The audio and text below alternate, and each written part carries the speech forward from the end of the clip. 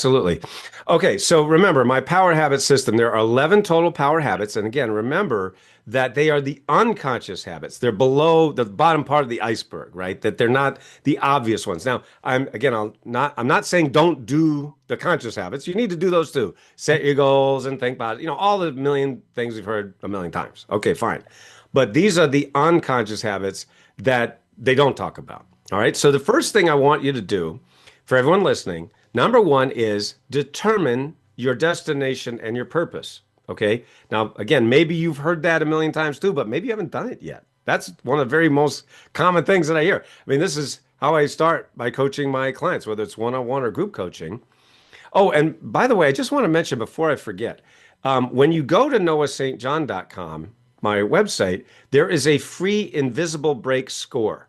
All right. So go to noahstjohn.com and it literally takes you 90 seconds and will give you a score for are you driving down the road of life with one foot on the brake?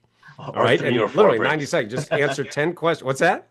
or 3 or 4 breaks at the same time. Right. Well, exactly. A lot of people say, I got the emergency brake on too. No, I've heard that a lot. So anyway, don't feel bad. Don't feel bad. Don't beat yourself up. Anyway, noahstjohn.com, get the invisible brake score. And then when you go to noahstjohn.com/consulting, so again, it's noahstjohn.com/consulting, you can actually book an invisible brake audit.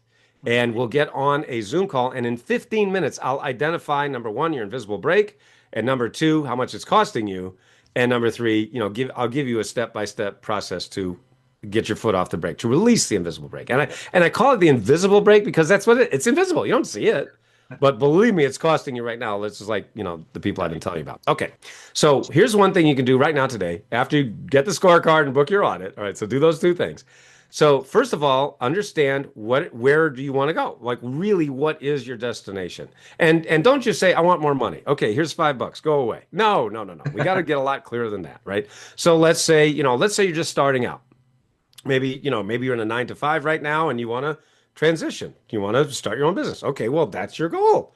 I want to make enough money in my own business so that I can leave my 9 to 5 job. And by the way, I just want to mention this because there's a lot of gurus out there that give terrible advice. I get so mad at them because they say, well, if you're in a 9 to 5 and you want to be an entrepreneur, just quit your job.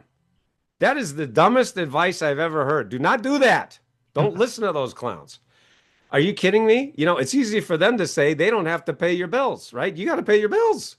You got responsibilities, you got a family, whatever, right? So no, but what you do is you make enough money in your entrepreneurship, in your business, that then you can leave that 9 to 5 job. So don't just quit and say, because what do they love to say?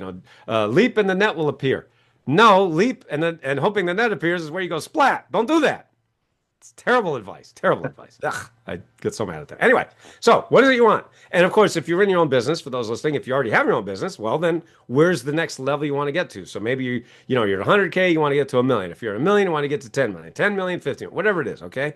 And maybe you want to exit your business too. Whatever the goal is, whatever the destination. So be very, very clear on that. Very clear. Then number two, I want you to write down how much do you think you're losing right now because of the invisible brake? Right? Like the example I just shared with you, Charles. He instantly said $1 million. I know I'm losing out on $1 million. Now, how do you know? Well, I mean, you don't know really. You're just guessing, basically.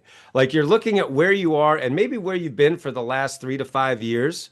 Most people, if you look at it, most entrepreneurs that I've coached over the years, they're basically within a certain amount. You know what I mean? That it might go up and down a little bit, but like Adam, like Charles, I mean, like, again, go to my website, you'll see 200, well over 200 case studies. But they're all pretty much the same until we install my Power Habits framework. And then, whoop, then we get the hockey stick, that's like going along here. And then you get a hockey stick. Whoop. It's beautiful, especially in Canada. They love that hockey stick growth.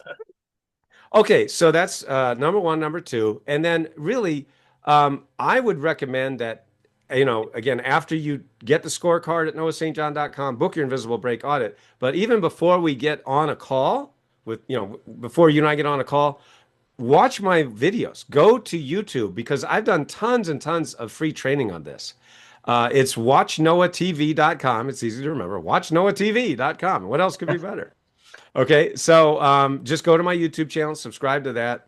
Oh, and by the way, I just did a TEDx talk on this, by the way.